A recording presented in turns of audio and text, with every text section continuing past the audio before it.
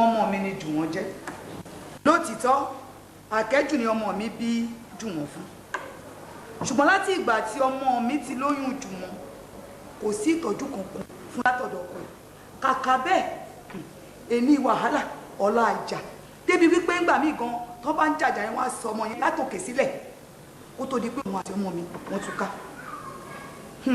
Olúwa mi mo wá ń ròyìn pé kẹ́ ẹ jọ̀ọ́ kẹ́ ẹ ṣàánú mi kẹ́ ẹ ro tọjọ́ wájú Jùwọ́n ẹ má jẹ́ kí á yọ̀ǹda ọmọ yìí fún Àkẹ́jù nítorí wípé tí Àkẹ́jù bá mú ọmọ yìí lọ ó ṣeé ṣe kó má tọ́jú ẹ kó má bà yé ọmọ yìí jẹ́ ẹ ro tó kú ọ̀run kẹ́ ẹ ṣàánú mi ẹ má jẹ́ kó bọjọ́ ọ̀la ọmọ yìí jẹ́ ẹ ṣàánú mi ẹ má jẹ́ kó mú lọ Olúwa mi.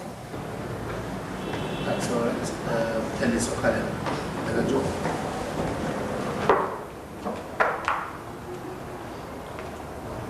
Olúwa mi, orúkọ mi ni Ṣeun Akínọlá. Mo ní ìran pé ọmọ tí à ń sọ̀rọ̀ pa èyí nígbà tí ó wà níbi oṣù mẹ́ta.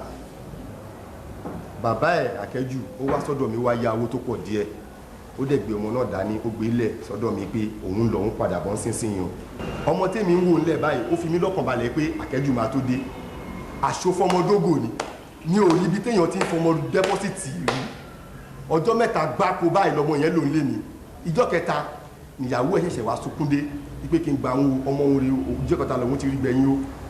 Ìyàwó ẹ̀ ṣẹ̀ wá kó owó yẹn wá. Látijọ́ náà ni ìyàwó yẹn pẹ̀lú ìyàwó mi ti di ọ̀rẹ́. Látàrí gbogbo ẹ̀rí tí ó wà níwájú ilé ẹjọ́ yìí ó fi hàn dájú wípé ọjọ́ iwájú ọmọ tí à ń pè Jùwọ́n yìí ó ṣe pàtàkì sí wa.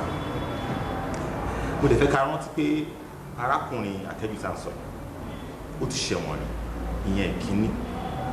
Èkejì ẹ̀wẹ̀ kò nílé kò níṣẹ́ lọ́wọ́ kódà kò tiẹ̀ níyàwó lé tó lè tọ́jú ọmọ. So kò sí assurance pé ọmọ ẹ máa wà in good hands. So Olúwa mi èmi ò bá rọ ilé ẹjọ́ yìí kí a fi ọ̀rọ̀ yìí ṣe àròjinlẹ̀ kí a tó dájọ́.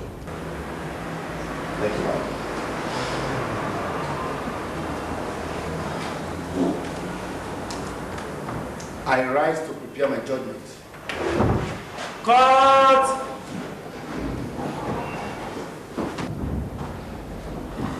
Gẹ́gẹ́ bí a ti ṣe mọ̀, ilé ẹjọ́ jẹ́ ibi tí gbogbo ènìyàn àtonílé àti àlejò lọ́kùnrin lóbìnrin lọ́mọdé àti lágbà gbẹ́kẹ̀lé láti rí ìdájọ́ òtítọ́ àti ti òdodo. Àmọ́ kí ilé ẹjọ́ tó lè ṣe àṣeyege lórí àwọn nǹkan wọ̀nyí a gbọ́dọ̀ gbé àwọn nǹkan wọ̀nyí yẹ̀wò. Èkíní, ẹ̀rí tó yè kooro. Èkejì, ọ̀rọ̀ òfin. Ẹlẹ́ẹ̀kẹta ni ìwà àwọn tí wọ́n jọ ń díje ẹjọ́ náà. Bákan náà ilé ẹjọ́ tún máa ń ṣe àkíyèsí àṣà àti ìṣe orílẹ̀-èdè tí ọ̀ràn náà ti ṣẹ̀. Gbogbo ohun tí a tọ́ka sí níwájú yìí pátápátá ni àwọn agbẹjọ́rò wa ti ṣiṣẹ́ lé lórí tí wọ́n sì gbìyànjú àti tọ́ ilé ẹjọ́ yìí sọ́nà. Ilé ẹjọ́ yìí wá ṣe àkíyèsí wípé ẹlẹ́gẹ́ ni ẹjọ́ yìí jẹ́ nítorí ó ní í ṣe pẹ̀lú odidi ọmọ tí ìgbésí ayé rẹ̀ lọ́jọ́ iwájú lè dára tàbí kí ó bàjẹ́ látàrí irú ẹjọ́ tí a bá dá níbí lónìí.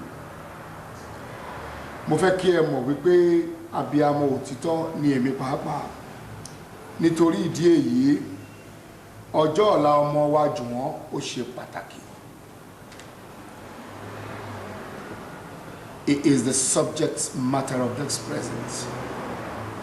Lákọ̀ọ́kọ́, ilé ẹjọ́ yìí rí dájú wípé Àkẹ́jù ni bàbá tí ó bí Jùwọ́n.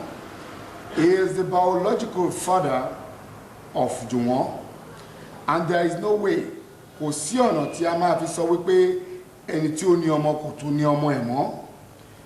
Nítorí ìdí èyí Àkẹ́jù ni bàbá Jùwọ́n. Síbẹ̀síbẹ̀ ilé ẹjọ́ yìí ṣe àkíyèsí wípé a ò lè wá torí wípé Àkẹ́jù ni bàbá Jùwọ́n ká jù sílẹ̀ kó ba ọjọ́ ọ̀la ọmọ náà jẹ́. Ẹ̀rí tí a rí nílé ẹjọ́ yìí fi yé wa wípé Àkẹ́jù is an irresponsible father. Aláìbìkítà ìkà ènìyàn ni. lákọ̀ọ́kọ́ ó ti fi ìgbà kan fi ọmọ náà yáwó rí. Lẹ́ẹ̀kejì kò ní obìnrin kankan lọ́dọ̀ pàtó tí ó lè bá tọ́jú ọmọ náà tí a bá fi sílẹ̀ fún. Ẹ̀ẹ̀kẹta ọmọ pàápàá kò tilẹ̀ mọ̀ ní bàbá òun. Ẹ̀ẹ̀kẹrin ẹ̀wẹ̀ ọ̀gbẹ́ni Ṣẹ́gun àti ìyàwó rẹ̀ tí ó jẹ́ ìyá ọmọ yìí ni wọ́n jìjọ tọ́jú ọmọ náà títí tí ìyàwó yẹn fi jáde láyé.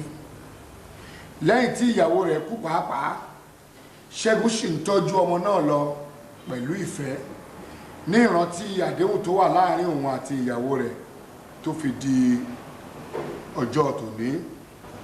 Nítorí ìdí èyí ìdájọ́ mi nìyí. Kí ọ̀gbẹ́ni Ṣẹ́gun kí ó máa tọ́jú ọmọ náà títí yóò fi pé ọmọ ọdún 18. Lẹ́yìn èyí tí ọmọ náà yóò ní àǹfààní àti ṣe ohun tí ó bá wù ú. I rise. Come.